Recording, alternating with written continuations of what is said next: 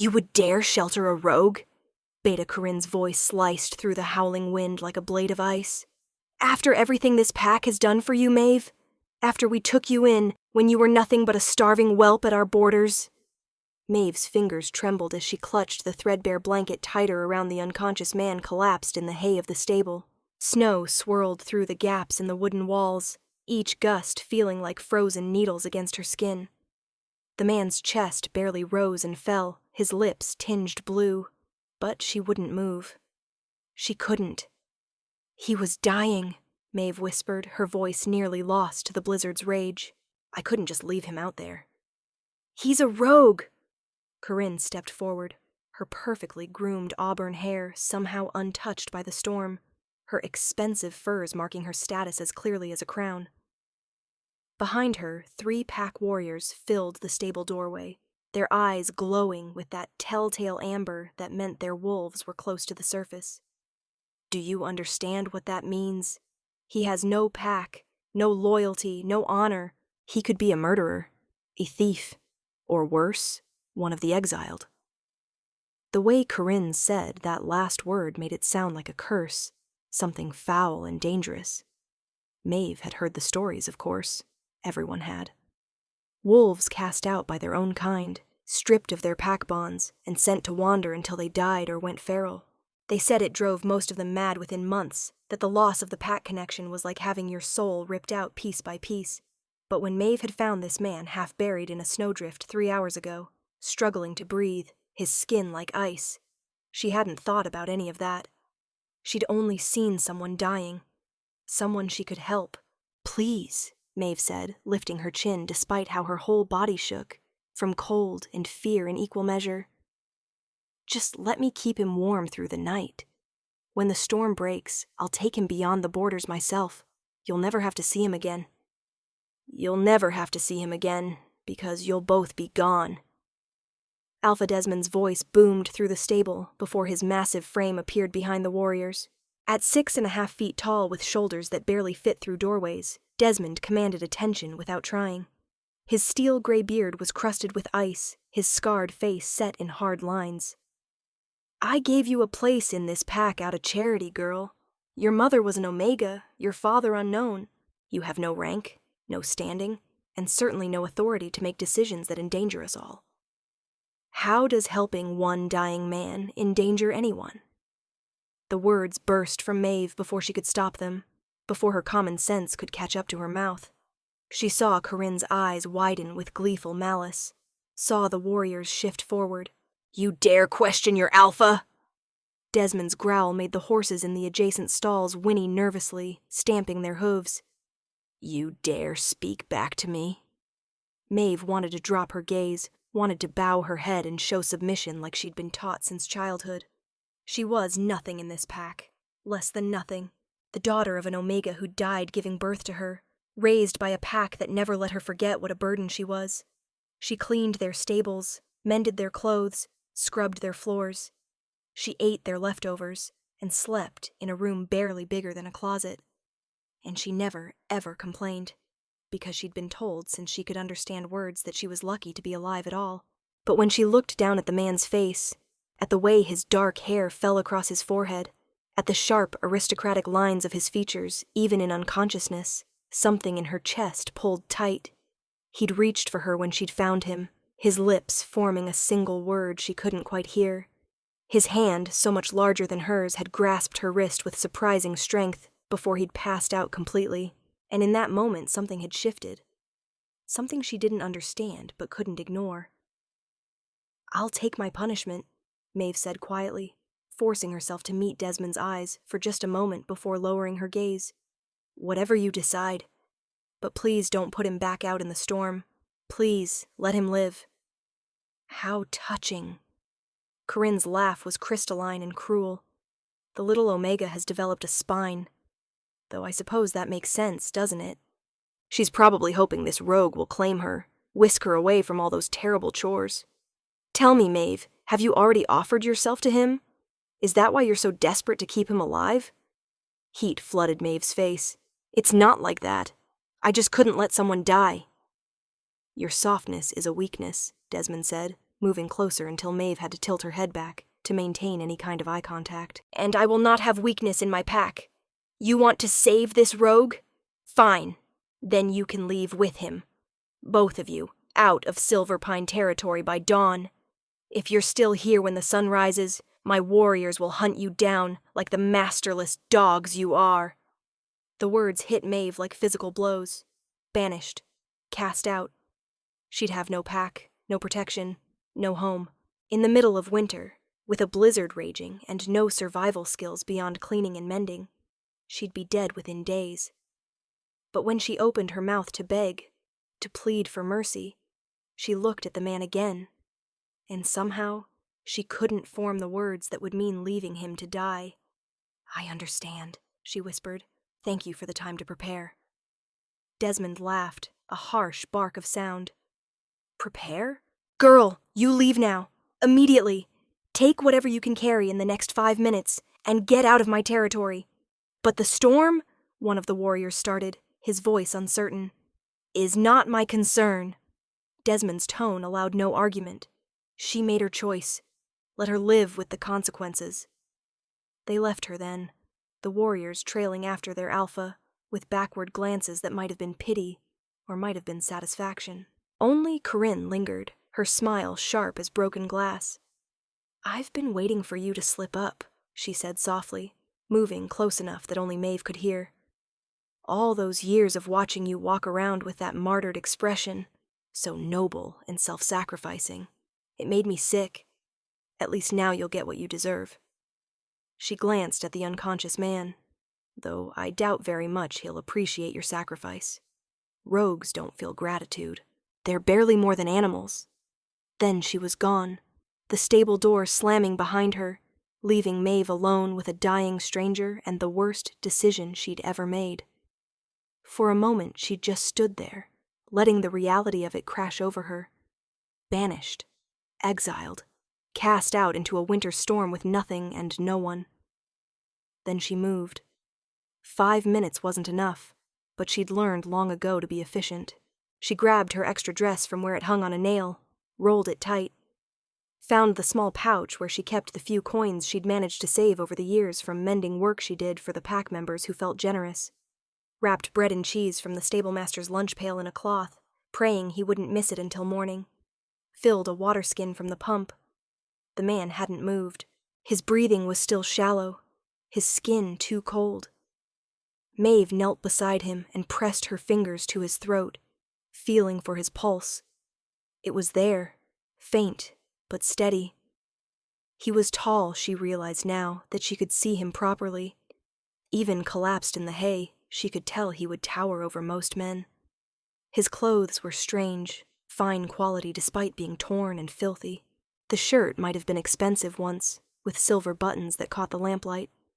His boots were well made, the kind that cost more than Maeve made in a year. Who was he? What had happened to him? "Hey," she said softly, shaking his shoulder. "I need you to wake up. We have to go." Nothing. His head lolled to the side, revealing a nasty bruise along his jaw. Maeve tried again, harder this time. "Please, please wake up.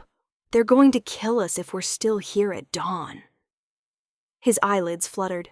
For just a moment his eyes opened, and Maeve's breath caught in her throat. Gold. Bright, burning gold, like molten metal, like sunlight through amber. They fixed on her face with an intensity that made her feel pinned in place. "You," he rasped, his voice like gravel. "You came back." "I need you to stand," Maeve said urgently.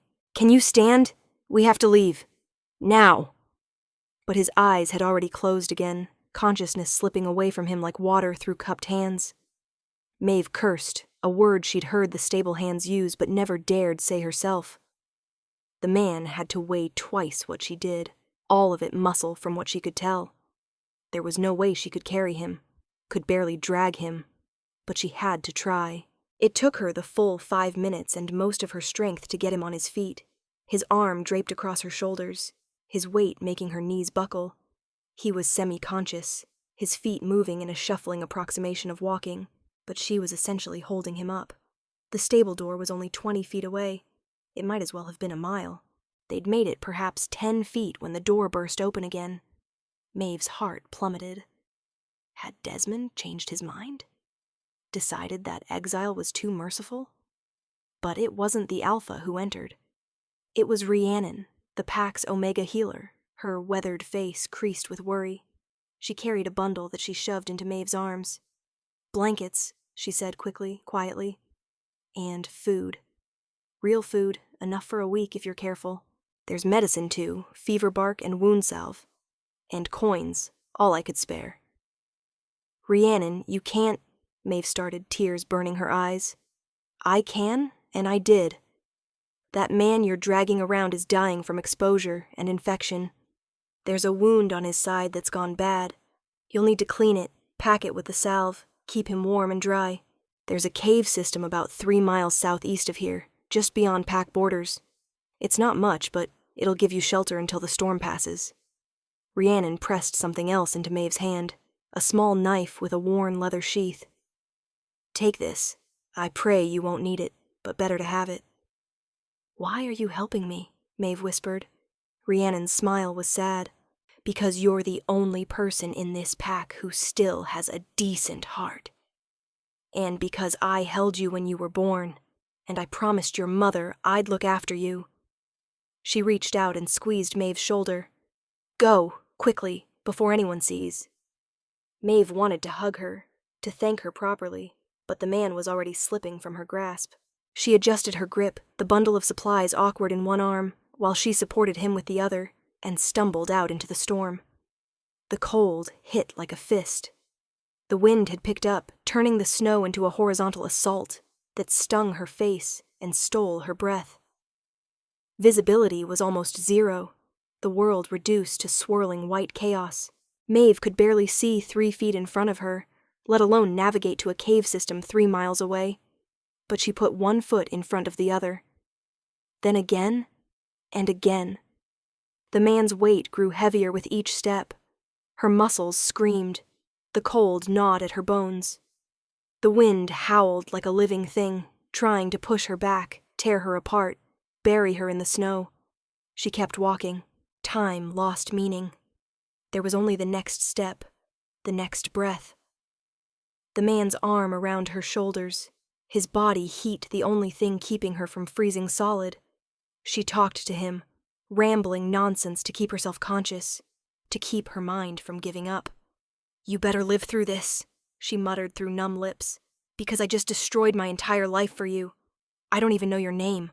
Isn't that ridiculous? I'm going to die in a blizzard for someone whose name I don't know." He made a sound, something between a groan and a word. "Was that your name? I couldn't hear you. You'll have to tell me again when we're not freezing to death." Her foot hit something solid and she stumbled, nearly dropping him. A rock. A boulder. She felt along its surface, following it, praying it was part of the cave system Rhiannon had mentioned. And then the wind suddenly lessened, the snow no longer pelting her face. A dark opening yawned before her, barely visible but unmistakable. A cave. Maeve sobbed with relief and dragged them both inside.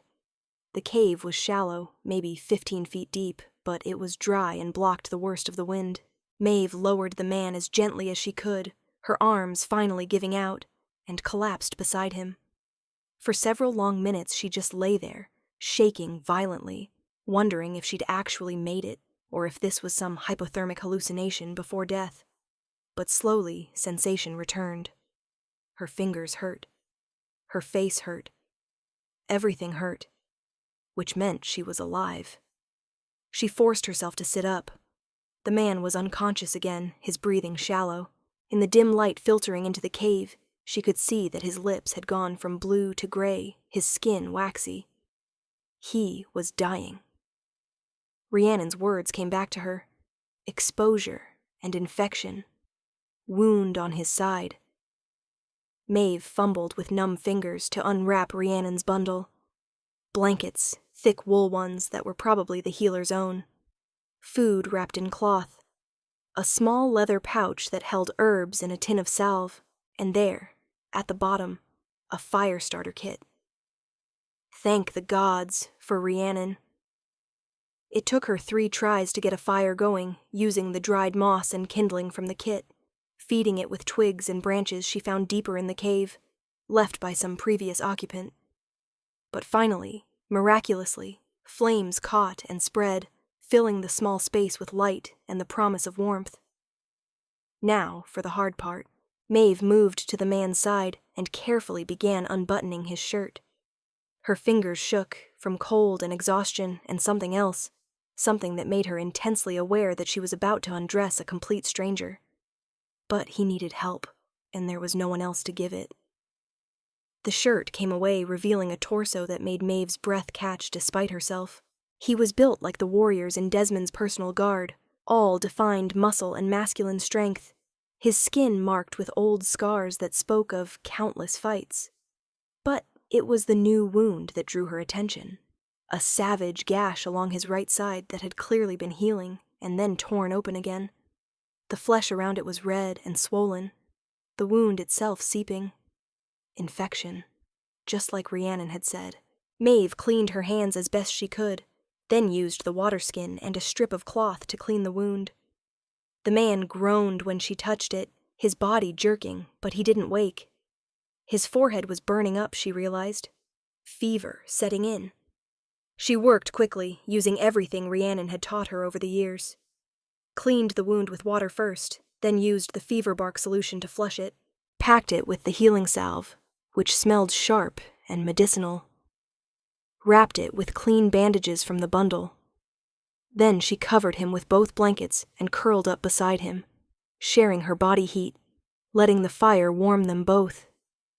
And despite everything, despite the fear and the exhaustion and the certain knowledge that she'd just thrown away her entire life, Maeve felt something she hadn't expected. Peace. She'd done the right thing, maybe the foolish thing, maybe the thing that would get her killed. But the right thing.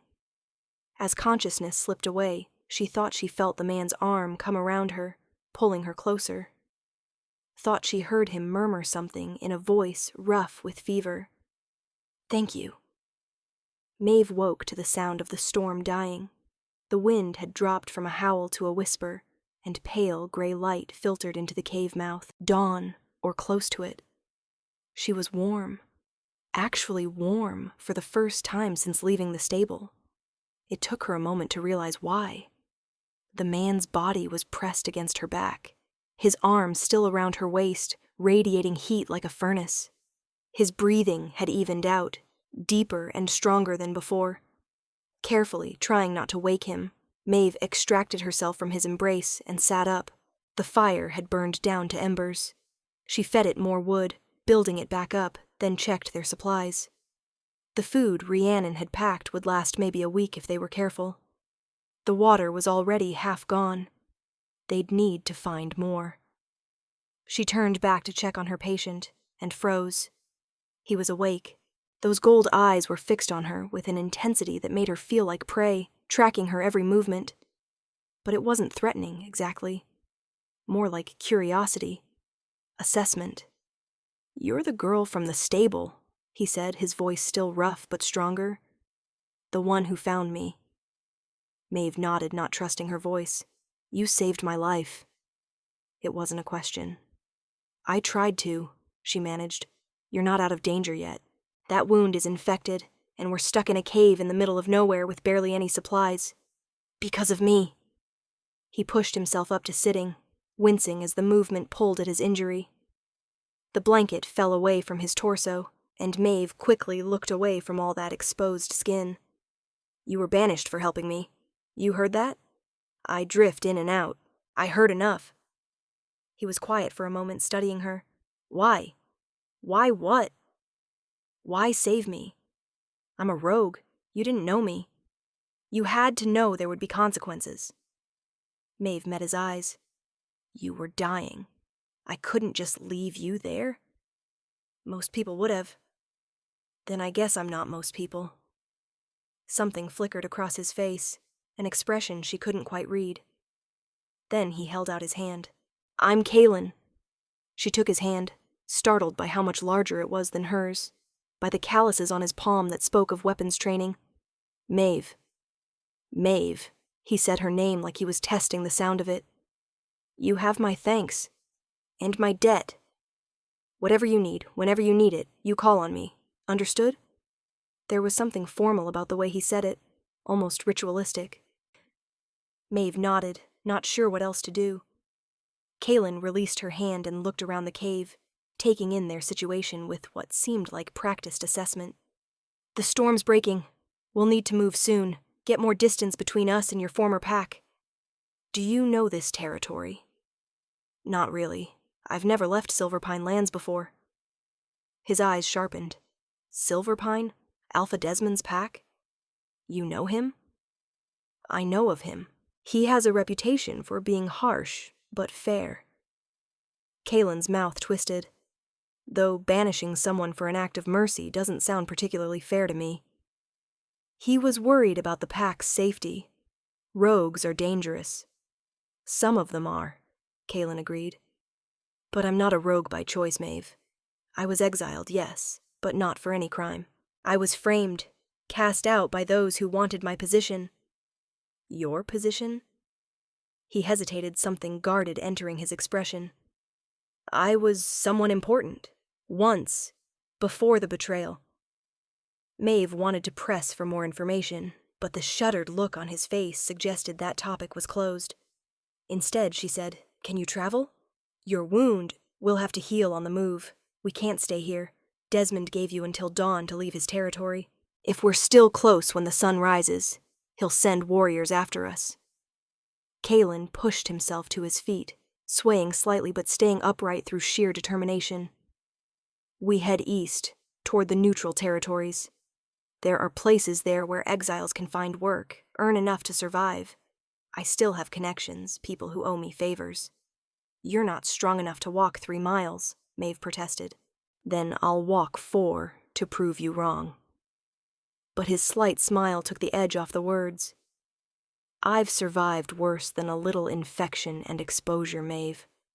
I'm not about to die on you after you risked so much to save me. They packed up what little they had and set out into the gray dawn. The storm had left behind a world of white, everything buried under several feet of snow. Walking was difficult, exhausting, but Kaelin set a steady pace that ate up the miles.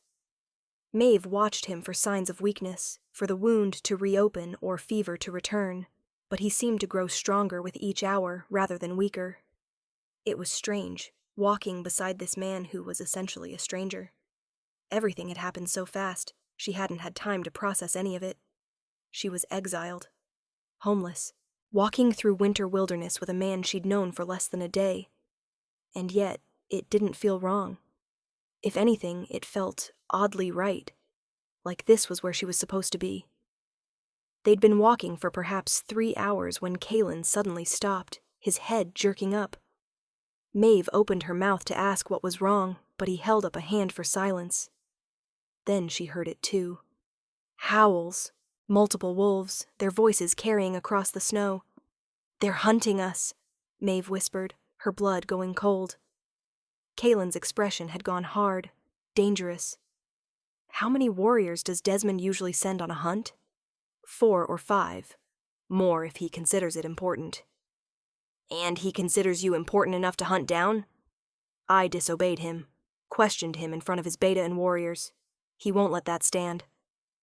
Kaelin cursed under his breath. Can you run? I think so. Then run. Now. They ran. Maeve's lungs burned. Her legs screamed. The snow dragged at her feet, making each step a battle. But behind them, the howls were getting closer. The warriors had caught their scent, and they were faster, stronger, able to shift into wolf form and cover ground at speeds no human could match. We're not going to make it, Maeve gasped out. The river, Kaelin said, pointing ahead to where she could hear running water. If we can cross it, it'll break our scent trail. Give us time. They crashed through the underbrush and stumbled down an embankment to a river, its water black and fast-moving despite the ice crusting its edges. It was wide, maybe 15 feet across, and looked deep. I can't swim, Maeve said. Kaelin didn't hesitate. He swept her up in his arms, ignoring her startled yelp, and waded into the water. The cold was shocking, stealing the breath from Maeve's lungs. She clung to Kaelin's neck as he pushed forward, the water rising to his chest, then his shoulders. The current was strong, trying to pull them downstream, but he fought it with a strength that seemed impossible for someone who'd been half dead the day before. They made it to the far bank and Kaelin hauled them both out, setting Maeve down but keeping one hand on her arm to steady her. They were both soaked, water streaming from their clothes, and the cold bit deep. But on the far side of the river the howling had stopped. The warriors had lost the trail. "We need to get dry," Maeve said through chattering teeth, "or we'll freeze to death anyway." Kaelin nodded, already moving along the riverbank. "There, that overhang. It'll give us shelter while we get a fire going." It was less of a cave and more of a hollow beneath a fallen tree, but it was dry and blocked the wind. Kaelin got a fire started with impressive speed, using the same techniques Maeve had employed the night before, but with the practiced efficiency of someone who'd done it 1,000 times. "Strip," he said once the fire was going. Maeve stared at him. "Your clothes are soaked. You'll die if you keep them on. Strip down, wring them out, hang them by the fire to dry. I'll do the same." He was already pulling off his shirt, completely unself-conscious about it. Maeve turned her back and, with shaking fingers, did as he said. It was practical, necessary. It didn't matter that she was down to her undergarments, or that she could feel Kaelin's presence behind her, or that this was the most exposed she'd ever been in front of a man. When she finally turned around, he'd already hung his clothes and was sitting by the fire, his back against the rock wall. He'd kept his undergarments on too, she was relieved to note, though they left very little to the imagination.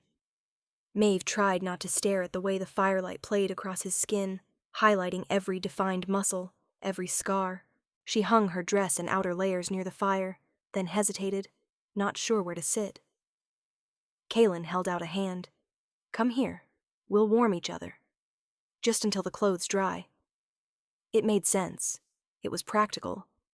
But Maeve's heart was hammering as she moved to sit beside him as he pulled her against his side, his arm coming around her shoulders. His skin was fever warm, chasing away the cold more effectively than the fire. They sat in silence for a while, listening to the fire crackle and the river flow. The danger had passed, at least for now.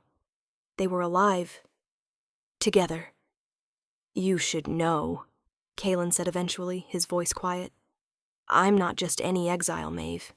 My full name is Kaelin Thornborn, and I was the Alpha King of the Northern Territories before my brother staged a coup and cast me out."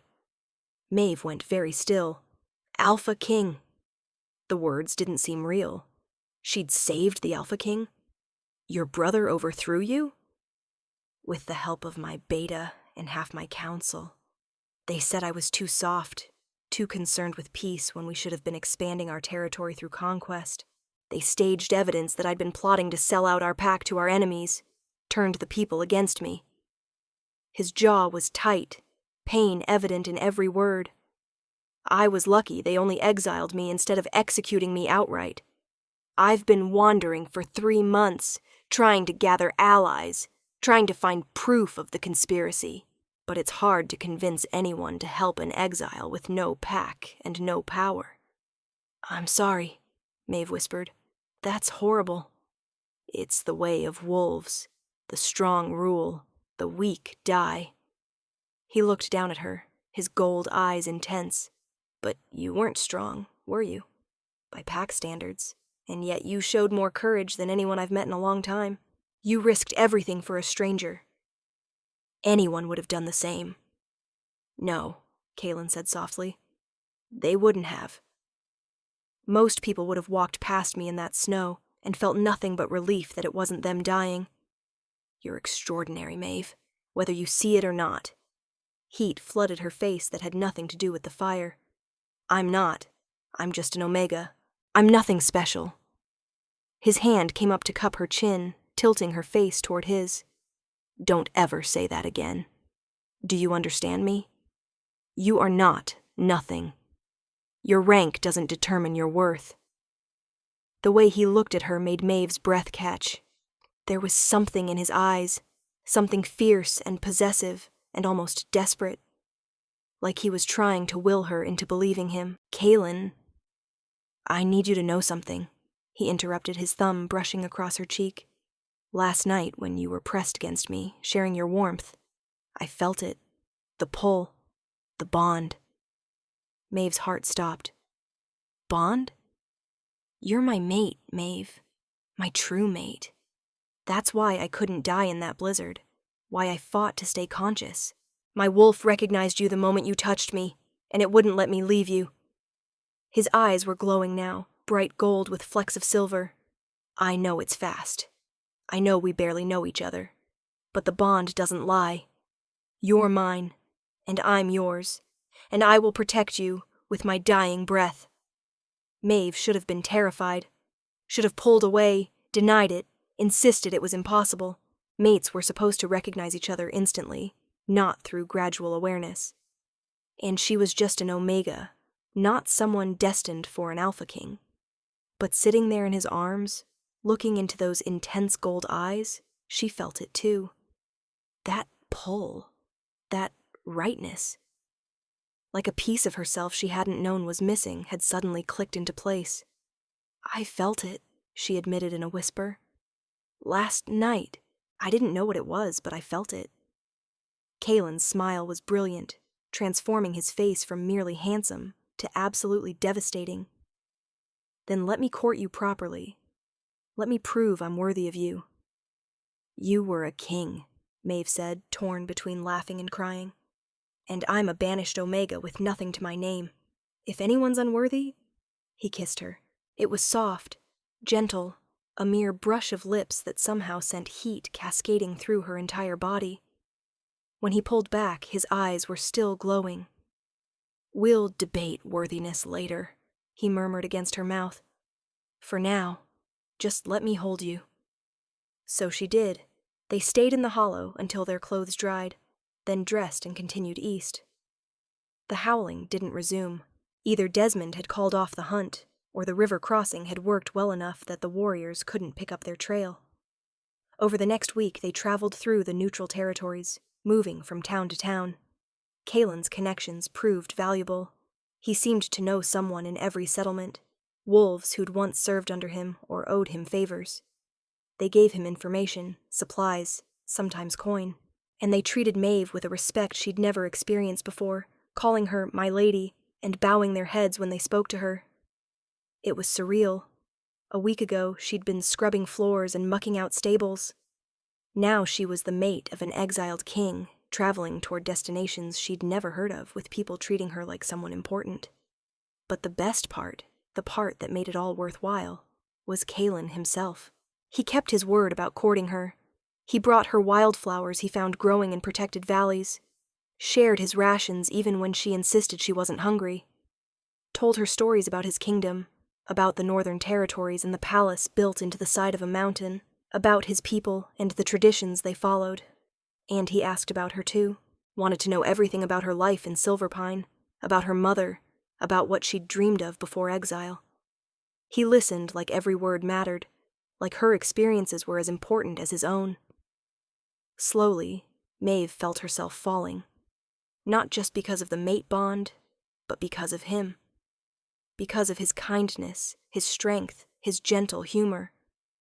Because of the way he looked at her like she was precious, like she was everything.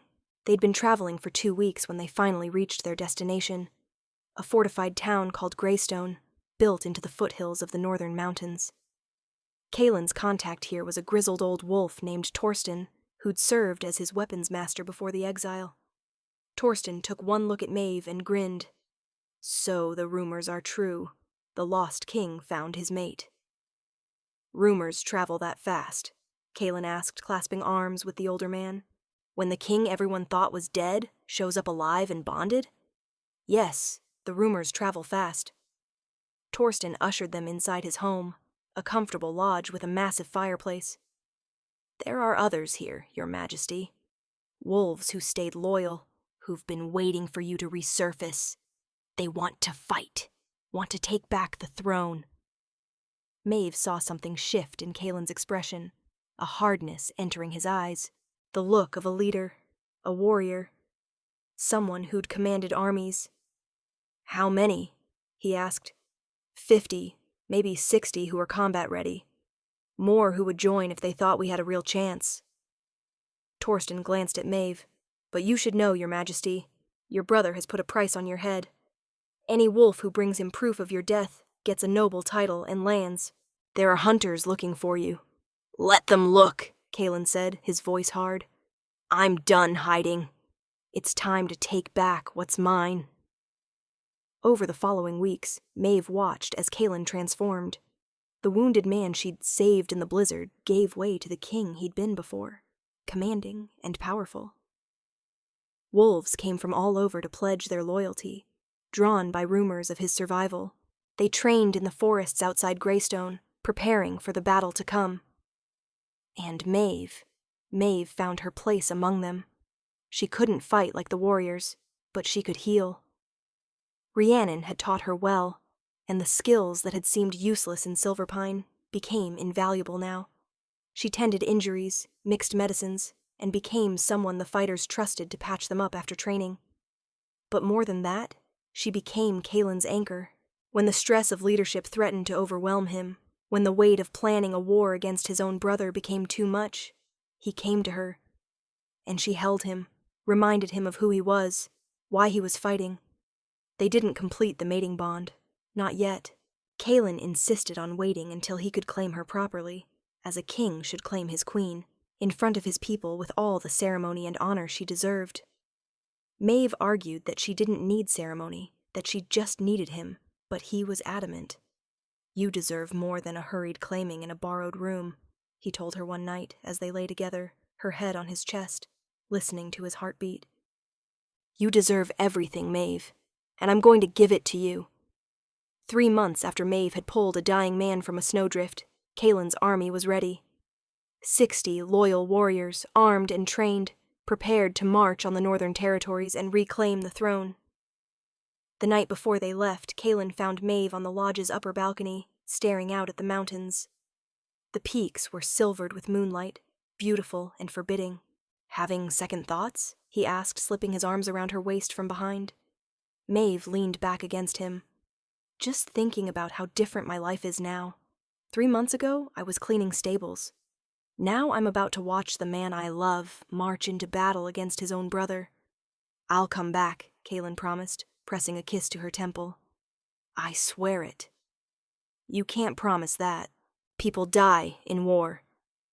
"Then I'll be the exception." He turned her in his arms so she faced him. "I didn't survive exile, didn't fight through fever and infection and winter storms, just to die before I can claim you properly. I'm coming back, Maeve. And when I do, I'm making you my queen." She wanted to believe him. Needed to believe him. So she kissed him instead of arguing, poured all her fear and love and hope into that kiss until they were both breathless.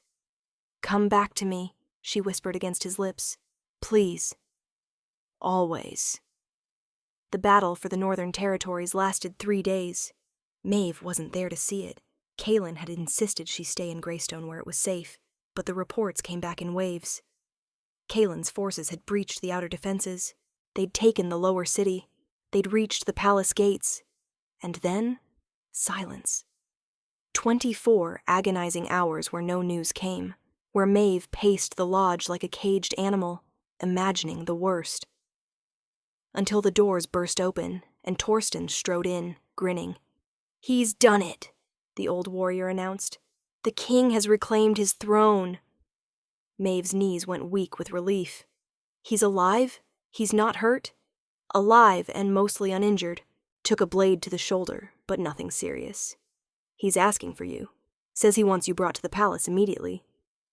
The journey to the Northern Territories took 4 days by fast horse. Maeve spent every moment of it in a state of nervous anticipation. She was going to meet Kaelin's people, going to see his kingdom, going to potentially become a queen. It was terrifying. The palace was breathtaking, just like Kaelin had described. a massive structure built into the mountainside itself, part fortress and part work of art. Towers soared toward the sky, their walls gleaming white stone veined with silver. Guards lined the entrance, warriors in ceremonial armor who bowed as Maeve passed. Inside was even more impressive. Soaring ceilings, elegant furnishings, tapestries that must have taken years to weave. Wolves in fine clothing moved through the halls, stopping to stare as Maeve was led deeper into the palace by her escort. And then she was standing before a set of massive double doors, her heart hammering. The guard opened them and gestured her inside. The throne room was enormous, with floor-to-ceiling windows that overlooked the mountains. And there, seated on a throne of carved stone and silver, was Kaelin. He looked different than he had in Greystone. More regal, more powerful, dressed in fine black clothing with a silver circlet on his head. His shoulder was bandaged, the injury Torsten had mentioned, but otherwise he looked whole and healthy. Magnificent. And when his eyes found hers, they lit up with that same fierce joy she remembered from their first days together. He rose from the throne and crossed the distance between them in long strides, not stopping until he stood directly before her. The dozen courtiers and advisors in the room were watching. She was painfully aware, judging her every move. "Maeve," Kaelin said, his voice carrying across the silent room. "My mate, my salvation, the woman who saved my life when I was nothing but a dying rogue in the snow." He took her hand, raised it to his lips. Then, to her shock and the gasps of everyone watching, he knelt before her. "You showed me courage when I had none," he said, his gold eyes never leaving hers. "You sacrificed everything for a stranger. You stood by me when I had nothing to offer you but danger and uncertainty. And you loved me, not as a king, but as a man." Tears were streaming down Maeve's face now, and she couldn't stop them. "I told you I would make you my queen," Kaelin continued, "and I meant it. But more than that, I want to make you my partner, my equal, the one person in this kingdom whose word carries the same weight as mine." He pulled something from his pocket, a ring of silver set with a stone that gleamed gold as sunlight. "Will you accept this? Accept me? Accept the crown and the throne, and all the responsibility that comes with it?" Maeve looked at the man kneeling before her. This powerful, beautiful, impossible man who'd somehow become the center of her world, thought about how far they'd both come from that snowy night in Silverpine, thought about the life they could build together. "Yes," she whispered. Then, louder, "Yes." The throne room erupted in cheers, but Maeve barely heard them. Kaelin had surged to his feet and pulled her into his arms, kissing her deeply, thoroughly, claiming her mouth in front of his entire court. When he finally pulled back, both of them were breathless, and his eyes had gone that glowing gold that meant his wolf was close to the surface. "Tonight," he murmured in her ear, low enough that only she could hear. "Tonight, I claim you properly. Tonight, I make you mine in every way." Heat flooded through Maeve at the promise in his voice. "I'm already yours." "Not yet." His smile was wicked. "But you will be." The coronation ceremony that evening was elaborate, full of ritual and tradition that Maeve barely followed. She wore a gown of deep green silk that must have cost more than her entire year's wages back in Silverpine, and a crown of silver that felt impossibly heavy on her head. Kaelin stood beside her, resplendent in formal regalia, as they were blessed by the pack's high priestess and presented to the assembled nobles and warriors. And when the priestess declared them king and queen of the Northern Territories, sealed mates before gods and pack, the roar of approval that went up could probably be heard for miles. But Maeve only had eyes for Kaelin, for the way he looked at her like she was the only person in the world, like she was everything. The feast afterward was enormous, with what felt like hundreds of wolves celebrating their new queen. Maeve was introduced to so many people her head spun, nobles and warriors, advisors and servants, all of them bowing to her, pledging their loyalty. It was overwhelming and wonderful, and terrifying all at once. until Kaelin leaned close and whispered, "Ready to slip away?" "Please," she breathed. They made their excuses and left the feast, Kaelin leading her through the palace corridors to a set of rooms that were apparently theirs. The royal apartments were stunning, all carved wood and plush fabrics, with another massive window that overlooked the moonlit mountains. But Maeve barely noticed the decor, because the moment the door closed behind them, Kaelin was kissing her again, deeper this time, his hands sliding into her hair to cradle her head. "I've waited so long for this," he murmured against her lips. "Dreamed about claiming you, marking you as mine." "Then stop dreaming," Maeve said, her fingers working at the fastenings of his formal jacket. "And start doing." Kaelin's laugh was low and dark and sent shivers down her spine. "Careful, my queen. I've been holding back for months. Once I start, I won't be able to stop." "Good," Maeve said, and pulled him down into another kiss. What followed was everything Maeve had imagined, and more. Kaelin was gentle, despite his obvious hunger, taking his time to worship every inch of her skin, to learn what made her gasp and moan. His hands were reverent as they traced her curves, his mouth hot as it traveled from her lips to her throat to places that made her forget how to breathe. And when he finally claimed her, his canines extending to mark her shoulder as he moved inside her, the bond snapped into place with such force that Maeve cried out. She felt him, not just physically, but emotionally, mentally. Their souls twining together until she couldn't tell where she ended, and he began. It was overwhelming, and perfect, and absolutely right. Afterward, as they lay tangled together, Kaelin's arms around her and her head on his chest, Maeve felt something she'd never experienced before in her entire life. She felt like she belonged. "I love you," she whispered into the darkness. "My king, my mate." Kaelin's arms tightened around her. "I love you too. My queen, my savior." He pressed a kiss to her hair. "Thank you for saving me that night. For seeing someone worth saving when I was dying in the snow. Thank you for being worth saving." His laugh rumbled through his chest. "We're rather nauseatingly sweet, aren't we?" "Probably. I don't care." "Neither do I." They fell asleep like that, wrapped in each other, the mate bond glowing warm and bright between them. And when morning came, when they had to face the reality of ruling a kingdom and navigating politics and dealing with all the aftermath of the coup, they'd do it together.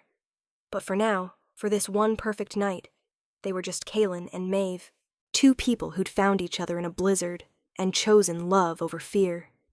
And that was enough.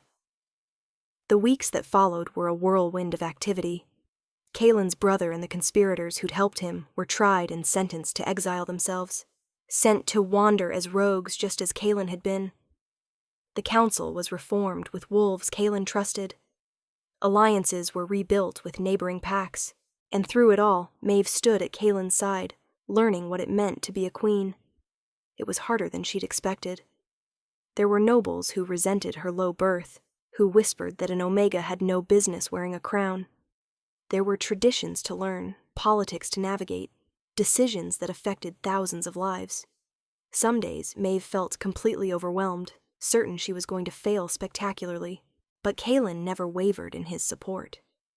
When she made mistakes, he helped her fix them. When she doubted herself, he reminded her of her strength. And when the nobles got too vocal in their complaints, he made it clear in no uncertain terms that disrespecting the queen was disrespecting him. Slowly, grudgingly, the pack began to accept her. Not because of her rank or her bloodline, but because of who she was. Because she worked tirelessly to help those in need, using her healing skills to tend to anyone who asked. Because she listened to people's problems and actually tried to solve them. Because she showed the same courage and compassion that had led her to save a dying rogue in a blizzard. 3 months after the coronation, a messenger arrived from Silverpine Pack. Alpha Desmond wanted to negotiate a treaty, to establish formal relations between their territories. "Do you want to see him?" Kaelin asked, his hand finding hers. "You don't have to. I can send a representative." Maeve thought about it. Thought about the pack that had raised her and cast her out. about Desmond who'd banished her to die in a storm. She should have been angry, should have wanted revenge, but mostly she just felt sorry for them. Sorry that they'd let fear make them cruel, that they'd almost missed the chance to have someone in their pack who actually cared about doing the right thing. "I'll see him," she said, "but as a queen, not as the Omega girl he threw away." The meeting took place in the palace's formal receiving room. Desmond arrived with a small retinue, including Beta Corinne, both of them visibly uncomfortable in the palatial surroundings. They bowed when they saw Kaelin on his throne, Maeve seated in an equally ornate chair beside him, both of them wearing their crowns. Maeve had the satisfaction of seeing Corinne's eyes go wide with shock, her mouth actually falling open.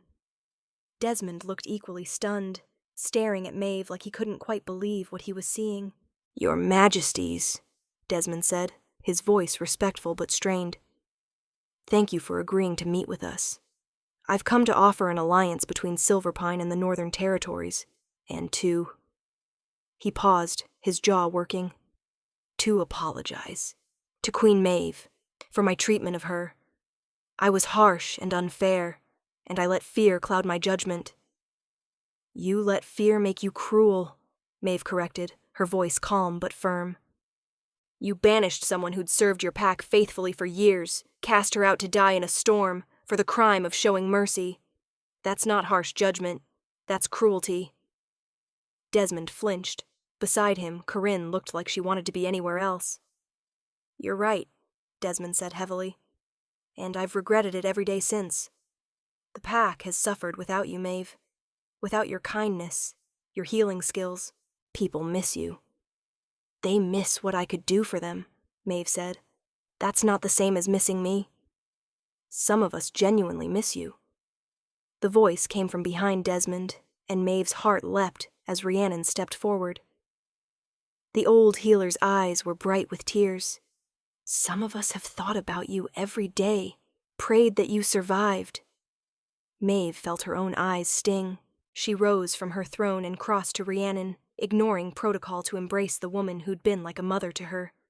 "Thank you for the supplies," she whispered. "For everything. You saved my life."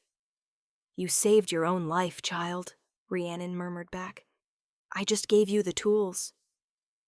When Maeve returned to her throne, Kaelin's hand found hers, squeezing gently. His support, his presence, gave her the strength to face Desmond again. "I'll accept your apology," she said. "And I'll agree to the alliance, because that's what's best for both our peoples.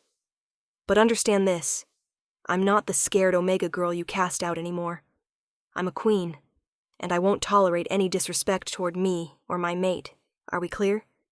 "Crystal clear, Your Majesty," Desmond said, bowing his head. "Thank you for your mercy." After the meeting, after the Silverpine delegation had left with their treaty signed and sealed, Kaelin pulled Maeve into his arms. "You were magnificent," he murmured into her hair. "Did you see Corinne's face when she realized who you'd become?" Maeve laughed, some of the tension leaving her body. "I'm pretty sure she's going to have nightmares about it." "Good. She deserves them." Kaelin pulled back enough to look at her, his gold eyes warm. "Are you all right? I know that couldn't have been easy." "It wasn't," Maeve admitted, "but it also felt freeing, in a way. Like I was finally closing that chapter of my life. I'm not that girl anymore, Kaelin. I'm someone new. Someone stronger." "You were always strong," Kaelin said, cupping her face in his hands. "You just didn't know it yet. But I saw it that night in the stable, when you stood up to Desmond to save a stranger. You've always been extraordinary, Maeve. Now the whole world knows it." Maeve kissed him, soft and sweet. "I love you. I love you too. My queen, my mate, my everything." 6 months after that snowy night in Silverpine, life had settled into something approaching normal. Maeve had grown comfortable in her role as queen, confident in her decisions and her place at Kaelin's side. The pack had fully accepted her, some even calling her the best thing to happen to the Northern Territories in decades.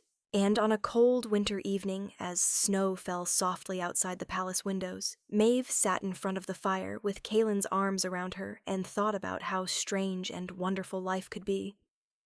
"What are you thinking about?" Kaylin asked, his voice rumbling through his chest where her head rested.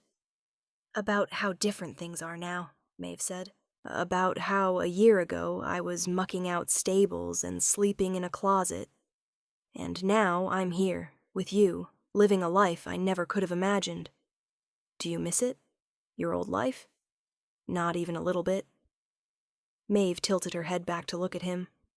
"Do you miss being just a rogue, wandering with no responsibilities?" Kaylin's laugh was soft. "I was dying when you found me, Maeve. There's nothing about that time worth missing. This, though." His arms tightened around her.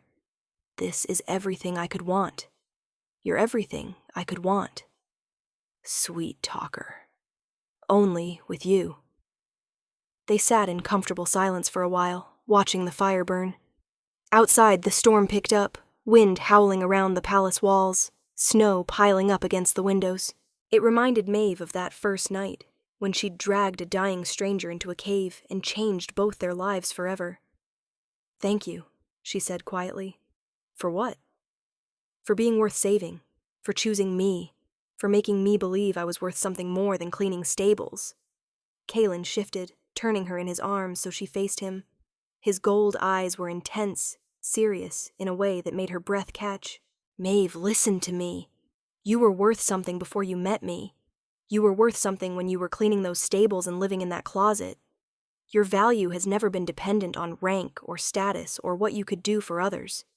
You've always been extraordinary, always been worth saving, always been worth everything."